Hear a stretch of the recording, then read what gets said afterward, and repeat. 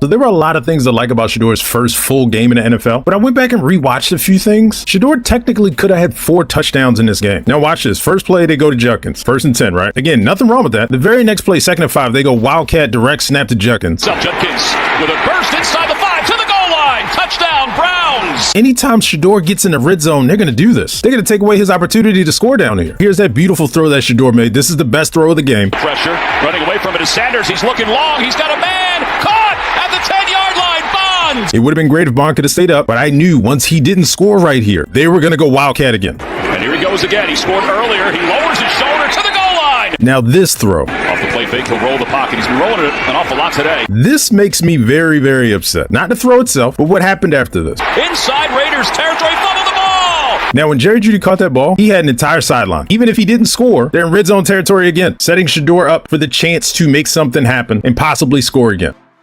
Now let's talk about this because anybody watching that game could see it clear as day.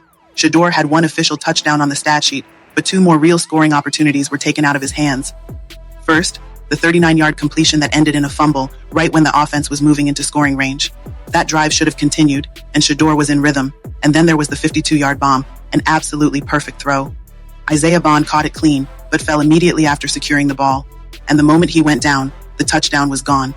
That's not on Shedeur at all. He delivered a score-worthy throw, and the fall took the touchdown off the table. That's another opportunity erased that should be counted toward his evaluation and the offense's momentum. And here's the part that really stands out. Every time they go back to the Wildcat, they're removing even more chances for Shedeur to do what he does best. Every one of those snaps takes the ball out of his hands and disrupts his timing, his chemistry with the receivers, and the natural flow of the offense. You can't properly evaluate your quarterback if you keep reducing his reps in critical moments. So it raises a real question. If the goal is to assess your quarterback, to see his decision-making, his arm talent, his poise under pressure, then why keep pulling opportunities away from him? Why limit the very chances he needs to show you exactly who he is?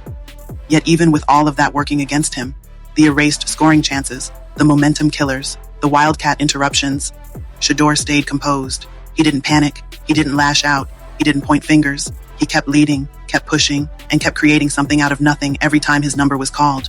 That's maturity. That's poise. And that's exactly why his ceiling is so high.